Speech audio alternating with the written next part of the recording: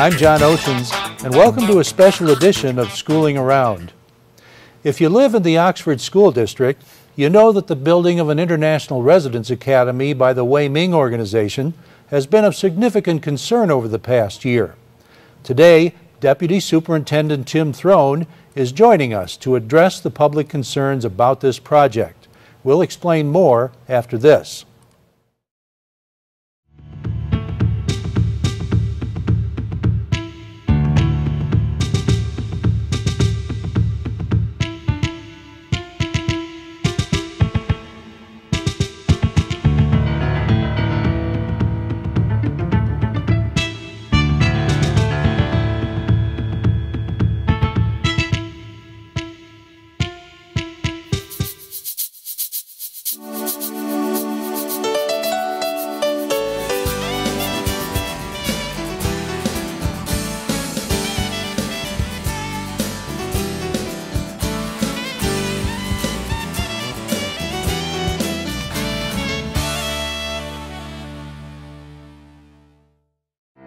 Hi, I'm John Oetjens. We're talking to some of our senior neighbors at Independence Village of Waterstone in Oxford. Came up with this program, My Life, when a group of us were sitting around at the station talking about how we wished we would have asked our parents some questions. But unfortunately, by the time we thought of those questions, it was too late. So we invite you to join us for My Life on Oxford Community Television. During a recent school board meeting, local residents took over an hour to voice concerns about having a new international residence academy in our school district. It became evident that the explanations were in order to bring a proper understanding to this topic. Tim Throne is with us today. Right now, he's our Deputy Superintendent of Schools here in Oxford. He will be our superintendent on September 1st. Tim, welcome, and we're glad to have you here. Thank you, John. Just to, again, spell this out for our audience, basically, Tim, what you did was you reviewed that school board meeting and took note of the questions that were asked by the citizens that were there. Yep. So that we could address those specifically on our broadcast. Is that correct? Correct. Okay, so what we're going to do is we're going to just go through these one by one, and if we need to clarify anything along the way, we'll do that too. But let's take a look at the first question. Are international students included in class ranking? I know some parents were concerned about this because they want to make sure their kids have ultimate opportunities of gaining the top positions in their class so they can get into colleges and stuff.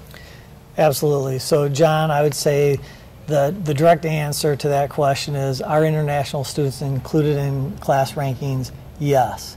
However, the position of an international student cannot displace that of a local student, and that's a very important part. So let's just take a hypothetical.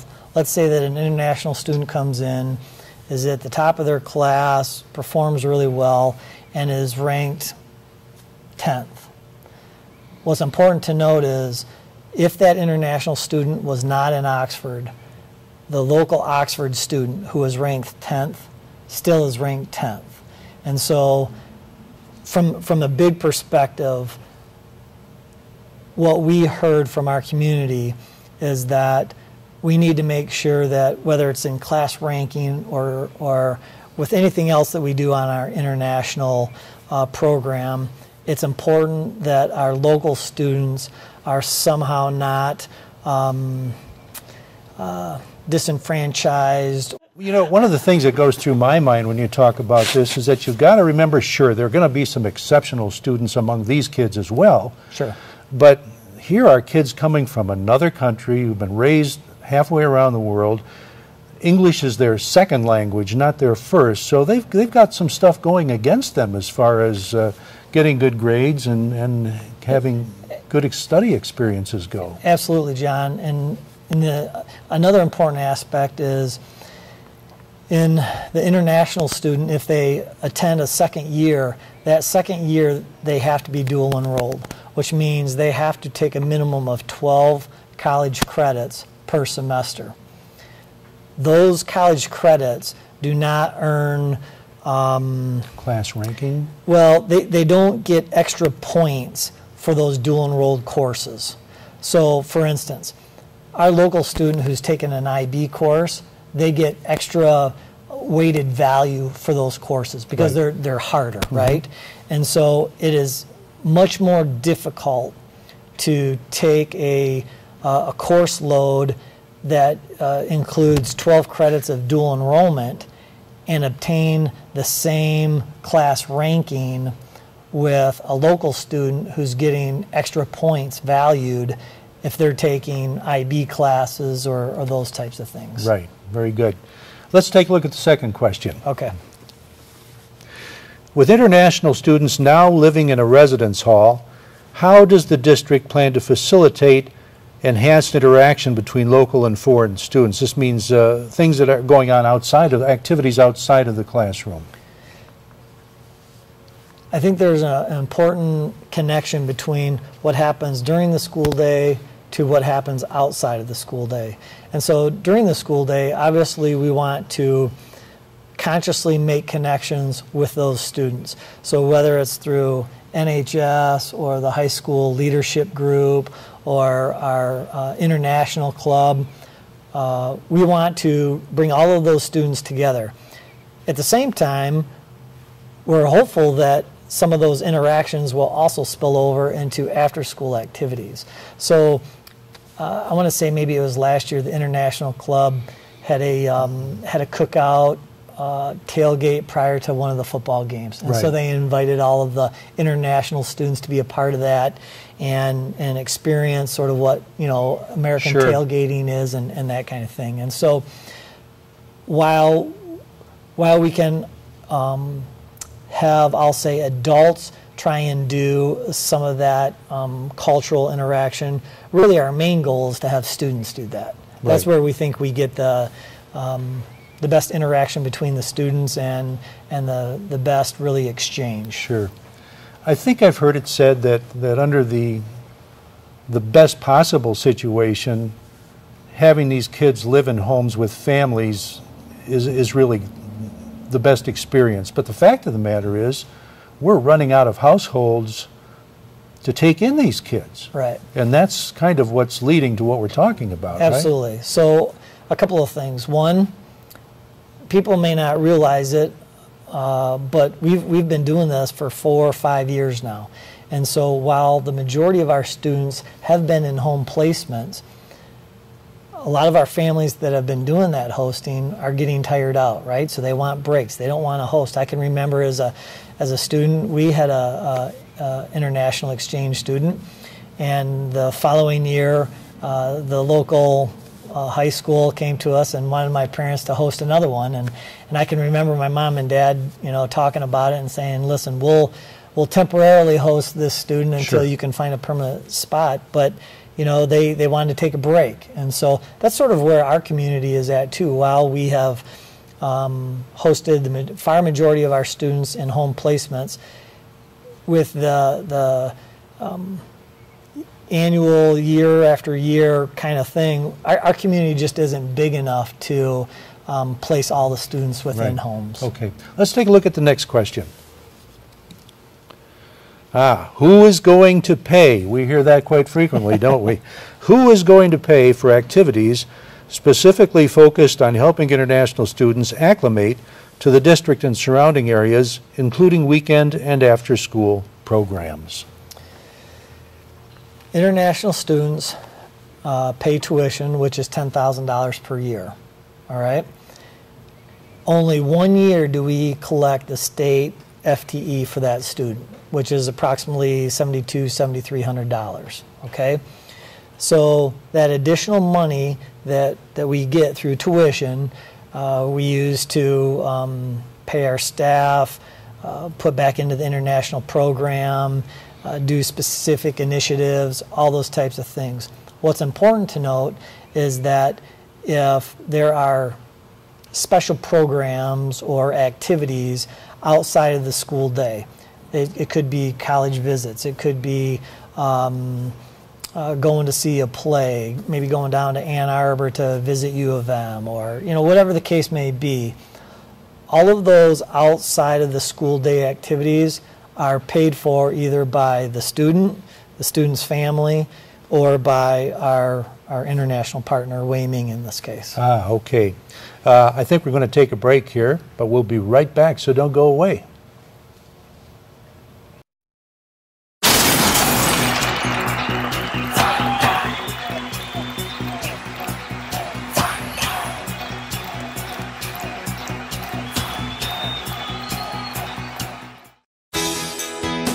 Everywhere you turn in Oxford is a new opportunity for fun. From the sandy beaches of Stony Lake and Scrifter to the many different sporting events and other recreational activities held at Seymour Lake Park. For those who like long walks, you can find yourself exploring the Pollyann Trail throughout Oxford's more scenic areas. And if it's seclusion you like, look no farther than Oakwood Lake Park. So bring your family or friends out to see one of our beautiful parks today. Back here with Deputy Superintendent Tim Throne. Let's go on to our next question, Tim. Okay. Are we running the risk of having an overcrowded high school in the very near future, especially if any kind of new development is brought to the area? Well, I guess I would answer that question this way. Yes, we probably do run some type of risk of overcrowding the high school, but I would say that could be independent of whether we do the international program or not. It's a risk that we would have no matter what. That's right. The benefit of having this international partnership is that the building that they're proposed to build is that we actually get a net gain of classroom space. What I mean by that is, right now in the building plans, there are 8 classrooms plus another large instruction room. So if you just say on an average of 30 students in a room, 8 classrooms, that's 240 students, plus another 30 in a LGI room kind of thing, that's 270 students of classroom space. We're only bringing 200 international students. That means I'm gaining classroom space for 70 more students. So it's a net gain to us. So if anything, by having this partnership, we're actually reducing that risk of overcrowding the high school. Okay. The other big benefit is not only do we not have to pay for the upfront cost of those classrooms, which could be on average $250,000 per classroom, I'm not paying the operational costs on a daily basis either. So the heating, the cooling, the electrical, all those things that go into the daily operational cost of our classrooms today, I'm in essence getting 9 classrooms operationally free. So at least as far as the international students goes, we're going to be pretty well covered as far as classroom space goes. Yes. Yep. Yes. Okay, next question. Will we be limiting the number of international students per classroom? I guess there's some concern among parents about having too many international kids, and that might hold back the normal progression of things in the classroom. So there's 2 different ways of looking at this. One, there's a scenario where it could be a detriment if we have too many international students in a classroom. So let's just say, I don't know, pick a topic, American history. Because these international students, many of them are, their English language proficiency is not obviously as high as our own students. When you get more and more of those students in a classroom, the teacher is trying to teach to a wider range of students.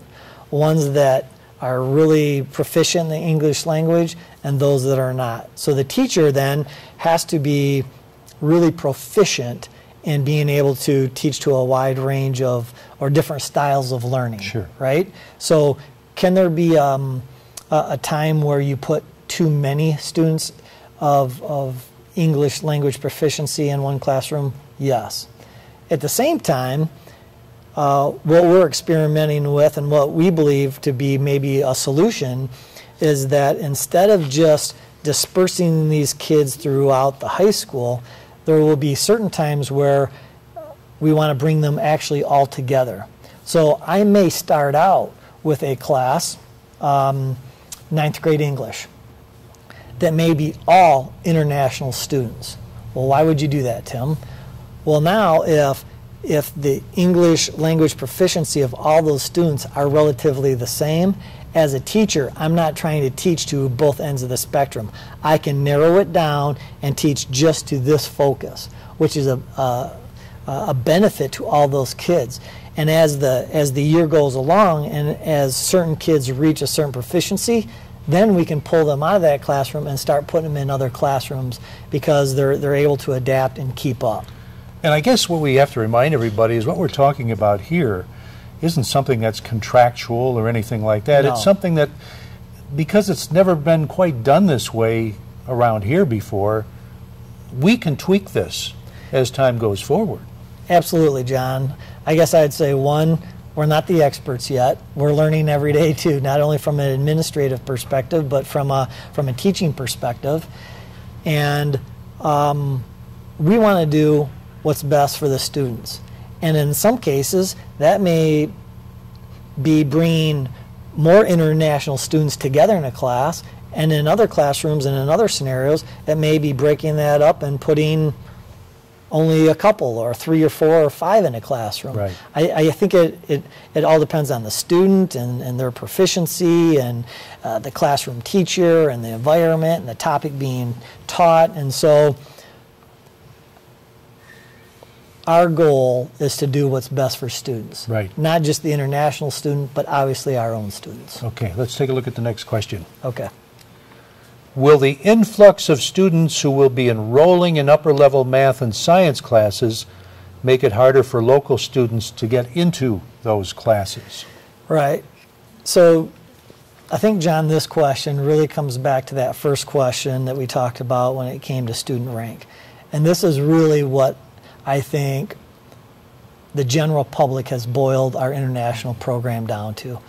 They want to make sure that the local Oxford student is not disadvantaged, whether it's in class rank, whether it's in opportunities, whether it's in the kind of classes that they can take. And so, again, I think at a very broad level, that is also our goal of our international program. We need to always keep in focus that whatever we are doing, whatever the topic is, whatever the concern is, we are putting policies and practices into place so that the local student is not disadvantaged. Right. So when it comes to this specific question, the number of sections we have is really driven by the demand of our students.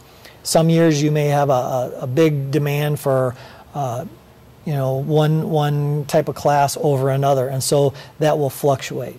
It's our challenge and our goal at the high school is to make sure that we offer all the classes to the students as best as possible. Okay, very good. All right, let's take a look at the next question. Okay. Why is it the district's responsibility to help international students establish career goals and an action plan for achieving those goals? I guess what I'd say, John, is I feel it's contingent upon ourselves to provide, career goals, counseling goals, achievement plans for all of our students, right, not just international. So that's our goal. We want to provide that for all of our students. And we are being paid to do this. Absolutely. So, and that's part of them getting what they paid Right. for. Yep. Okay. Has it been considered that the district may lose local students due to objection of the international program? I think that whenever you have change, especially within a local public school district, there's always a chance for people to say, you know what, this isn't for me anymore and I want to take my kids elsewhere. Is that a real possibility? Yes. But I could also say that if we don't change, if we don't try and make ourselves better every day, and we don't continue to provide more and better opportunities and become better at our craft of teaching and learning, probably more students would leave than stay anyways. Right. So I guess where I'm at is, do we run that risk? Yes. I would say the risk is probably greater if if we're not making ourselves better, Right. that people would leave. Okay, we're going to take a little break here, but we'll be right back. Please come back and join us.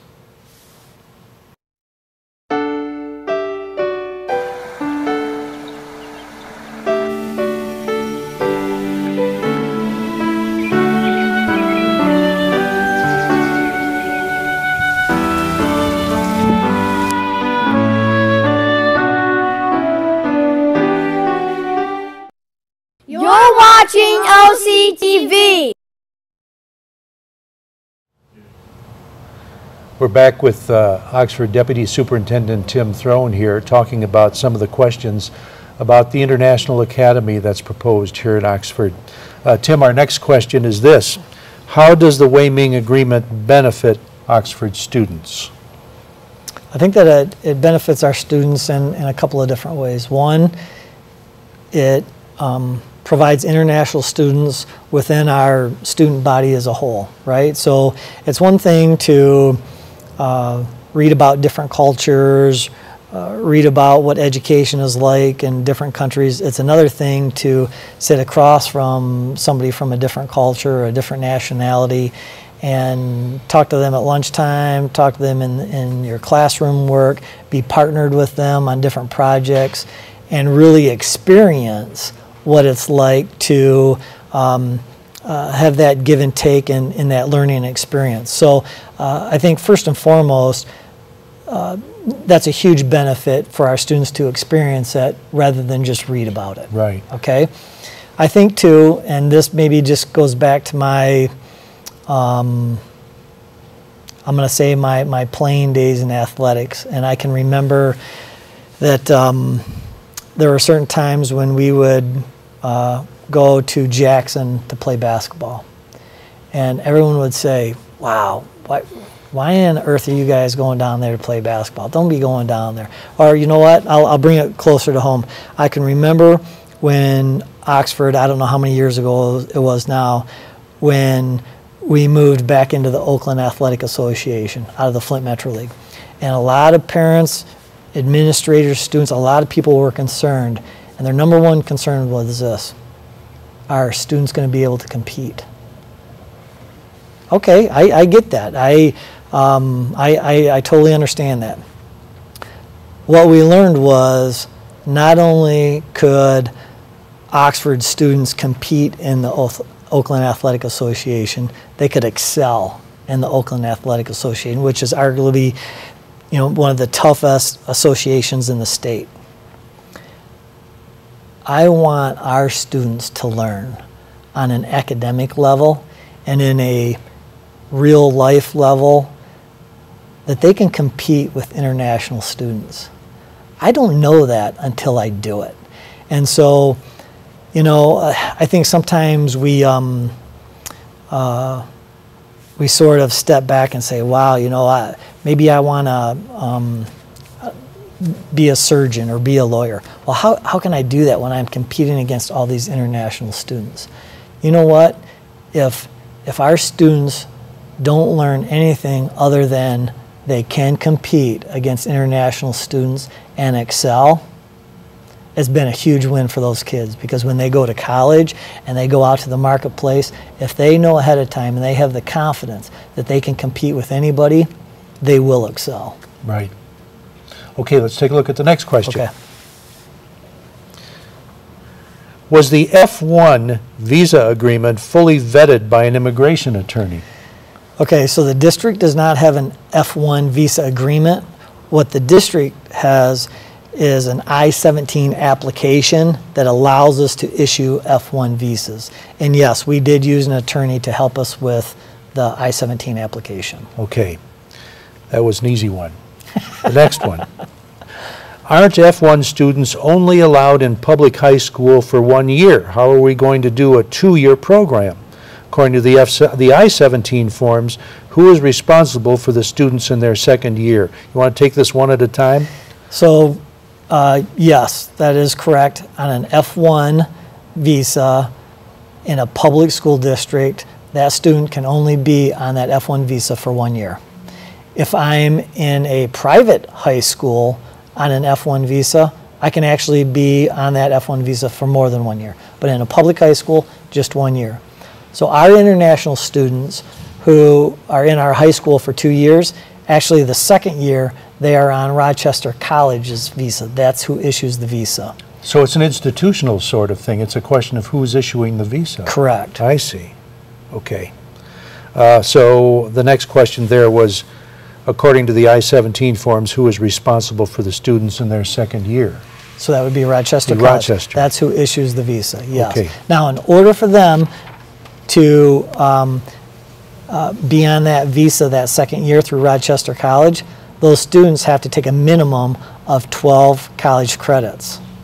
So that's where all the dual enrollment comes in their second year. Right. They're actually dual enrolled with Rochester College for a minimum of 12 credits, and in return, Rochester College says, okay, we can issue this F1 visa. Okay, very good. Are we getting state funding for the international students? And if so, are we getting it for both years? We only get the state foundation allowance for 1 year, which again is for Oxford like $7,300. We only get it for 1 year. So 1 year we are collecting both the tuition and the state allowance, and in the second year we are only collecting the tuition from the student. Okay, now that's interesting, because what you're saying is during the first year we not only get the typical money from the state that we would get for any other student, plus we get, is it another $10,000? Yes. So that first year we're getting over $17,000 for each kid. exactly. Wow. And so one would say, okay, well, what are you doing with all that money? Well, we need to pay salaries. We've been reinvesting it back into the international program. We've been growing our staff.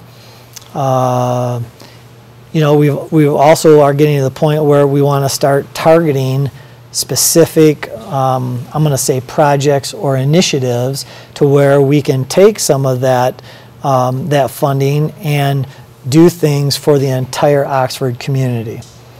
Another good example would be this past year, the ASAP program, which is a program that's run after school by teachers to help tutor students and just help them along.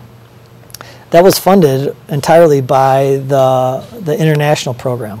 However, that program is open to all students at the high school, right, not just international programs. So the types of programming that we're doing, as well as any excess funds that we may have, we are pouring back into the district that hopefully is benefiting all students, not just international students. Right. Okay, the next question. I think, well, who pays for the international students' second year attending Oxford? I think we already kind of addressed this, but go ahead. So the students pay for that, and that they pay $10,000 tuition both their first and second year. Okay, very good. But the $10,000 is all that you get during the second year per Correct. student. Now, what we do as a district is when we receive that $10,000, whatever the district foundation allowance is, we take that money out of the $10,000 and directly put it into the general fund, just as if I received that foundation allowance from the state. Okay. So that all kids in all years are in essence, our general fund is getting that FTE. Okay, very good. We're running out of time for this edition of Schooling Around. I want to say thanks to Oxford Deputy Superintendent Tim Throne for joining us today. We're going to carry this over into another segment of this program, so please watch us next week, because we're going to finish up all of these questions that you folks are asking about. Thanks again to Tim for joining us today, and thanks to Kyle Snage at the controls, Dan Zweiss at the editing desk, and thanks most of all to you for watching. This is Oxford Community Television, keeping it local.